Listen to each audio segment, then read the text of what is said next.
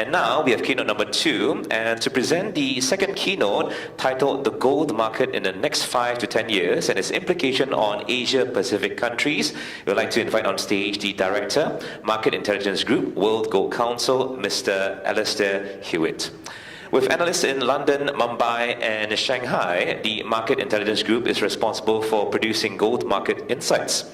The pillar of this program is Gold Demand Trends, the World Gold Council's quarterly flagship publication serving developments in the global gold market. So ladies and gentlemen, let's give a warm welcome to Mr. Alistair Hewitt, please.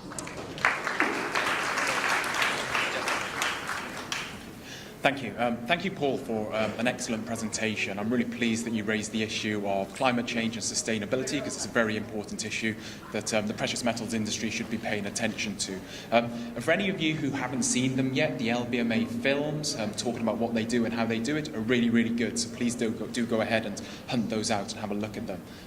Albert, I'd like to thank you for inviting me to speak to the second SBMA annual conference. It really is an honour to be here. Thank you very much for inviting me to speak here. It's a real honour. I'm afraid I can't thank you for the title. When I got the email first through you, I looked at it on my iPhone and I thought, fantastic, what a fascinating topic to think about. Thought-provoking, engaging, and very nicely, I don't have to talk about the gold price. But when I started thinking about it, I realised how challenging it was. If you think about the global gold market in the past 5 years and the challenges and changes we've gone through, they're extraordinary. The regulatory pressures that Paul talked about, the London market going through, the responses from the LBMA, the emergence of LME precious. If you think about the changing policy framework within India, if you think about the market distorting tax changes in the Middle East, if you think about the huge inflows and outflows of gold-backed exchange-traded funds, if someone had asked me to think about that 5 years ago, I'd have found it impossible to understand what the implications are. The one thing I came to the very strong conclusion about was the next 5 to 10 years will be different and they will be surprising. But I'm clever enough to recognise I can't stretch that out to a 35-minute presentation. So I went back to the drawing board and I tried to think about it from the perspective of an Asian Pacific business leader. If I was operating a business in this region, what would be the strategic issues that I was thinking about? What's important for businesses to be alert to? And I've identified 5 key themes. And within these themes, I've tried to make sure that I'm critical, I'm objective, and I kind of put my sunny disposition and optimistic outlook to one side, because I think it's important for people to recognise the threats as well as the opportunities. That said, I am going to start with a positive. So one of the fundamental positives, strategic theme number 1, is that the Asian Pacific countries are going to get richer, people are going to become wealthier, and that's fundamentally good for businesses operating in this region, because your target market will have more cash to spend, and that's a good starting point. If we think about the global economy, over the long run, people become richer. Global gross domestic product's gone from around about $11 trillion back in 1980 to around about $87 trillion last year. So people over the long run become richer, regardless of the short-term blips we see when financial crises strike. And Asia's particularly important because it's gaining an increasing slice of the pie. Back in the 1980s, they accounted for around about 10% of global GDP. Today, it accounts for around about 25%, and the International Monetary Fund expect it to increase up to 20% by 2023. So your target market is becoming wealthier. And a lot of this wealth is being generated by the entrepreneurial spirit, the business people who are going out, creating opportunities, creating business, and creating markets for growth within the region. And one of the areas where you can see this activity is in the market capitalization of businesses. So this chart looks at the total market capitalization of businesses and looks at where they're listed. And back in 2000, businesses listed in the likes of India, Hong Kong, China, and kind of Asian areas accounted for just 3% of the global stock market capitalization. Last year, it accounted for around about a fifth. Now, clearly, China's played a really, really important role. But when you strip it back and have a look at the fundamental data, you can see huge growth within India, within Malaysia, within Singapore, within Thailand. So the entrepreneurial spirit in this region is driving growth. And you can see that this year in terms of the frenetic initial public offerings activities we've seen around the capital markets within this area. Hong Kong, China, India, Australia, huge activity, a total of 159 deals across those countries in comparison to, I think it was around about 36 in the United States and 8 in the United Kingdom. Now, we're obviously not talking about the value of those deals, just the number of the deals. And I think this speaks to the entrepreneurial spirit within the region. A lot of what I've talked about is quite backward looking, how the countries in this area have become wealthier. But what of the future? What do the next few years hold? And I've got a few data points which might be relevant. So the Brookings Research Institute, a US-based organisation, expects 170 million people to enter the growing ranks of the global middle class each year, many of whom are going to be coming from Asia. India is going to benefit from arguably the greatest demographic dividend the world has ever seen, as we see hundreds of millions of young people entering the workforce over the course of the next 5 years. By 2025, the Development Research Council of China, one of China's leading think tanks, expects GDP per person to reach $20,000 US. That's going to push China into the ranks of high-income countries. The World Bank expects 1 billion people to be lifted out of poverty by 2025, and the real estate agency Knight Frank estimate there'll be 800 billionaires within Asia by 2025, more than any other region. So the momentum is here with us, people are becoming wealthier. But why does that matter to gold? That matters to gold because wealth is the single biggest driver of gold demand over the long term. People becoming richer end up buying more gold jewellery. They have higher savings to allocate to gold bars, coins, or gold-backed exchange-traded funds. They have more money to spend on smartphones and technology which contains gold. And you can see this within the chart here. Gold demand back in 1980 was less than 2,000 tons. It was about $30 billion US a year. Last year it was just shy of 4,500 tons, $180 billion market. And wealth is the most significant factor driving that. And we can see that within this region in Q1 this year. So bar and coin demand in Vietnam and Thailand was up 4% and 5% respectively. And if you have a look at Thailand, Thailand's experiencing its fastest rate of growth since 2012, supported by very strong exports. If you have a look at Vietnam, economic growth was 7.4% in Q1 and consumer confidence is at a 3-year high. So the rising levels of wealth within the region is a fundamental positive for businesses within the Asian Pacific gold market. So moving on to theme number 2. Your consumers are becoming wealthier, but they're changing. And this is a risk. And this is a risk that businesses facing off to the consumers need to be alert to. We all know that different generations think about the world slightly differently. We've had baby boomers, Generation X, Generation Y, millennials, and now centennials. And they all have different attitudes and outlooks. But often those labels are just that. They're labels. They don't actually explain much about what the driving forces are that are affecting people's views and people's outlooks. And so I've taken a step back to try to understand what are the forces that are shaping society. How are people's views evolving? And I think that might be a good starting point for trying to understand how changing consumer attitudes could affect the global gold market. So one of the important factors driving different generational attitudes are that people's educations and rate of literacy are increasing. Back in 1970, according to UNESCO, about 72% of people of primary school education were in formal education. That's increased to just over 90%. If you have a look at Southern Asia, the improvement's even more dramatic, going from less than 60% to around about 95% last year. So people are understanding how to understand the world better. And at the same time as building these fundamental skills, the way in which they access information is changing. And this won't come as a surprise to anyone in the audience, but internet access has spread incredibly, going from almost nothing in the mid-1990s to around about 45% of the global population. Now, we're looking at the global population here. There are clearly country and regional differences. For many people in, for example, Singapore, the internet is almost a utility. Everybody has access to it. It's a fundamental driver of day-to-day business and communication. Other countries in the region have probably more closely followed the global trend. If you look at China, Philippines, Vietnam, they've all followed the general broad pattern. But some countries are a little bit late to the game. Some countries are catching up. And when I looked at the data, I found Cambodia as a fascinating example. Back in 2010, hardly anyone had access to the internet. Now more than 30% of the population has access, and that's a huge rate of acceleration and a rate of change over the past few years. So people can communicate differently, people can gain exposure to different ideas, and they can do that digitally over their phone. But importantly, people are traveling more than ever as well.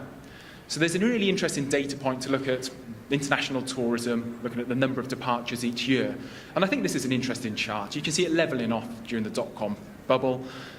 You can see the financial crisis having an impact. And then you can see demand just carry on increasing and increasing.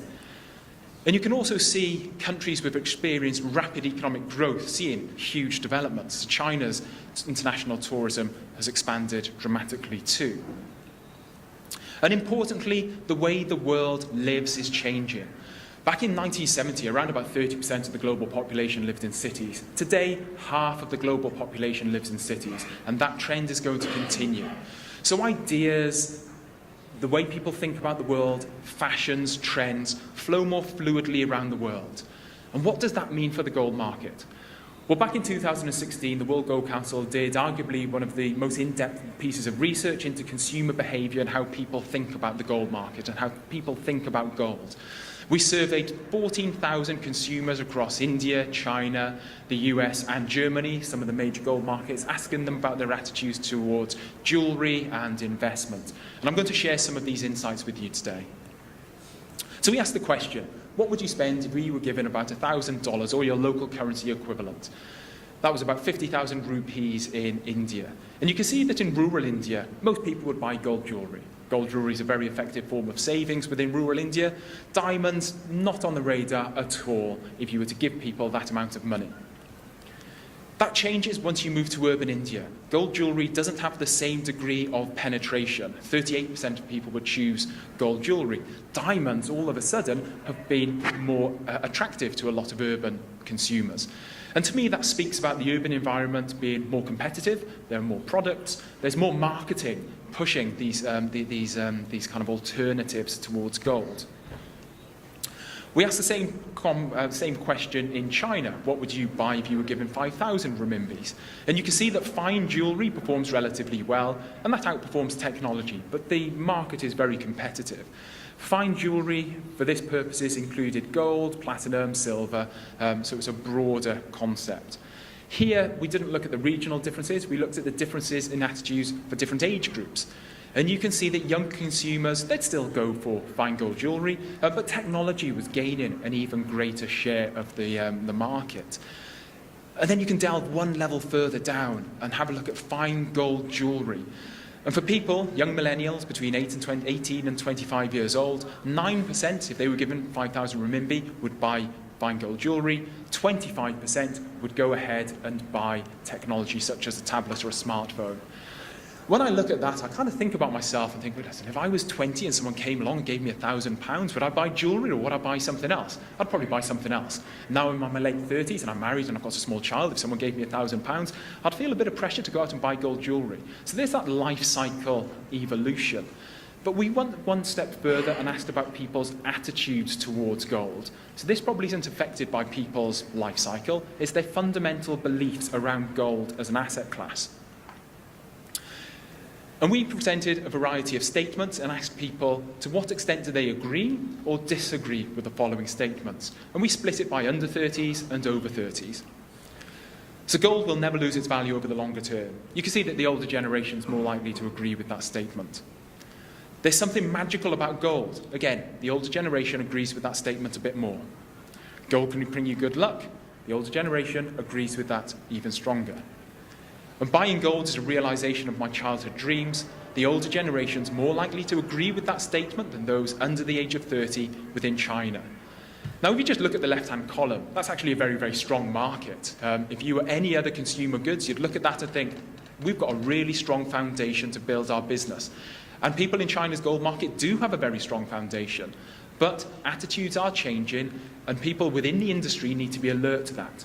Now, I've used India and China as a reference point, but I think a lot of the issues highlighted here will be common across many parts of the gold market in the Asian Pacific region. So ideas spread quickly, generational views are changing, attitudes towards gold are different, and if you're a consumer-facing business, you need to make sure that you're aware of those changes. The third theme is that new markets will open up over the next 5 to 10 years. And I say that with a degree of confidence because we've got momentum here with us. If we look at the recent past, you can see how gold-backed exchange-traded funds created a new vehicle for people to gain exposure. Before these were launched, institutional investors couldn't get exposure to gold if they weren't allowed to take physical gold into storage.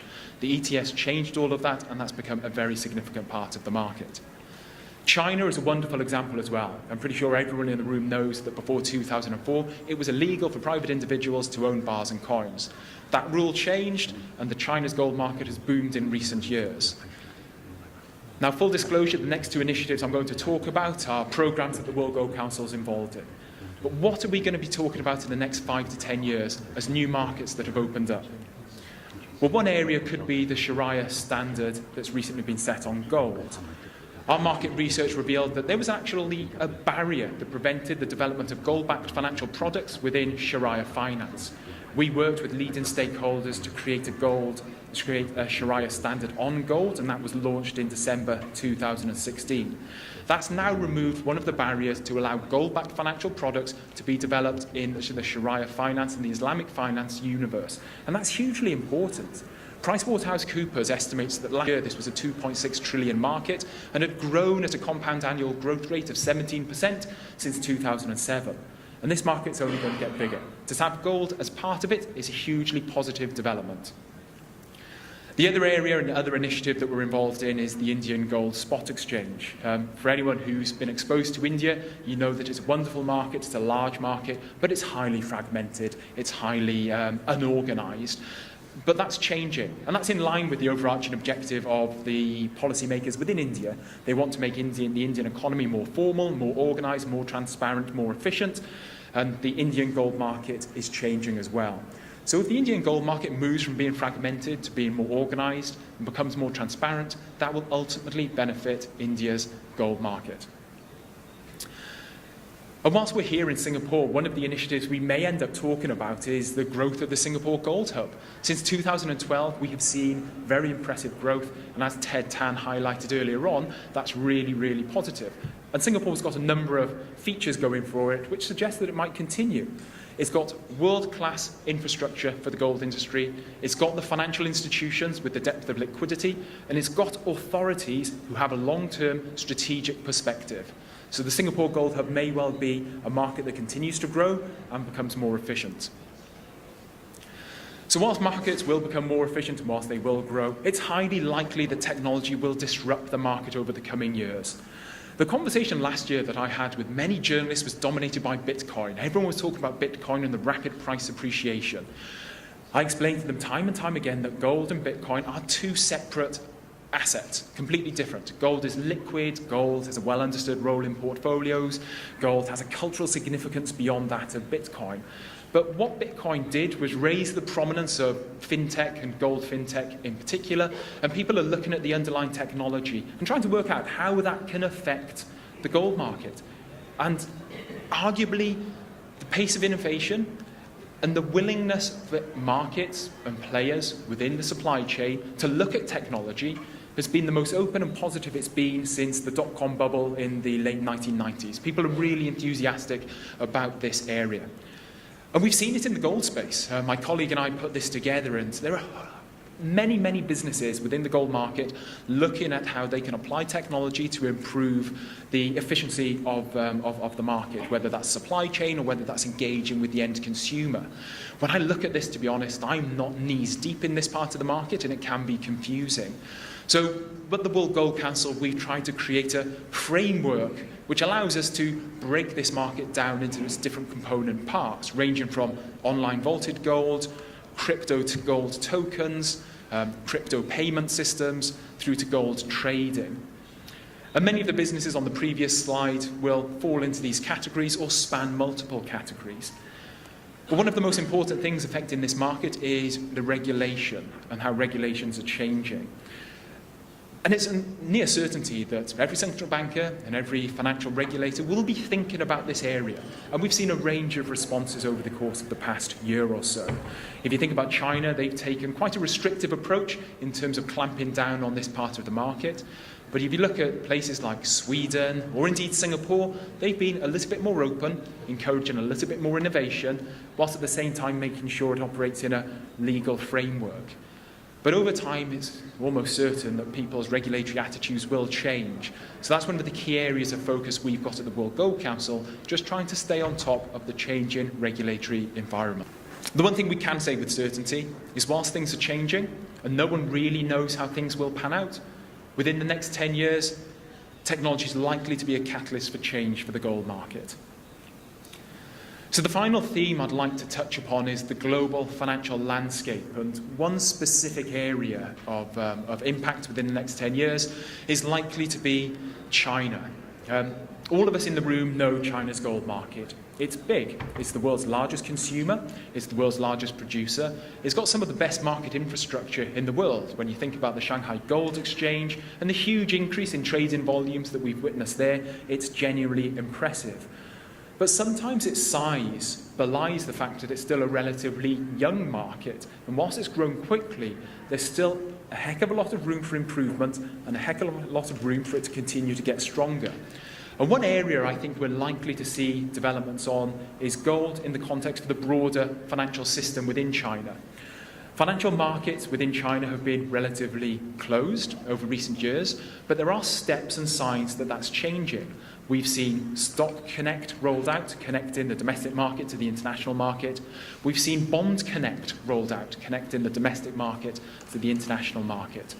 The MSCI indices are going to be adding around about 250 A shares to the global indices over the course of the next few years. So this market is developing and things are changing. The yuan was added to the International Monetary Fund's special drawing rights, its basket of currency, in recent years. And we're going to be hearing more about this over the course of the next day or so. The role of the Belt Road Initiative in developing trade connections within the region. So I don't know how this is going to pan out, but if I was a leader in the Asian Pacific business, I'd want to make sure that I had good relationships with the likes of the China Gold Association, with the likes of the Shanghai Gold Exchange, so that when things did happen, I knew that things were happening and I could think about how that could affect my business. And if I was not a big business, I'd want to make sure my trade body or my trade representative had those connections. And I know here in the SBMA, through Albert Cheng, you do have those excellent relationships with the SGE and with the China Gold Association. So you're in a very, very strong position from the outset. So to summarize, I've kind of rattled through what I think are 5 key strategic themes for the region. But going back to one of my original points, I think within the next 10 years, the one thing we can say with certainty is that things will be different and things probably will be very, very surprising. But that aside, I'm fairly confident people will become richer within the region, which is good for your business. But people are going to change, so you really need to understand how people are changing. New markets are going to open up, which is great, but you need to be alert to the threat of technology and how that can affect your business and potentially disrupt markets. And you need to pay attention to how China is going to potentially reshape the global gold market as well. So, but the World Gold Council, we're thinking about many of these issues, and I think many of the people doing a lot of the deep thinking are in the audience. So when it comes to the fintech aspect, we've got Mike Oswin, who's down here, and he's here for the next day or so. So if anyone wants to chat about that in more detail, please do grab Mike. We've got Roland Wang, our managing director from China, in the audience as well. He understands the Chinese jewellery consumer better than anybody, and he's been engaging with China's jewellery industry to make sure that they adapt to the changing environment. We've got Andrew Naylor, who's actively engaging with a lot of Islamic institutions and making sure that they are aware of the recent change, and we're helping them develop products and services within that arena. And Prakash Shah, I'm not sure if he's in the audience, but he's working very actively in the field of the Indian spot exchange. Finally, if any of you are interested in the types of things we're talking about, please do connect with us. You can go to our website, www.gold.org, and you can register to receive some of our research.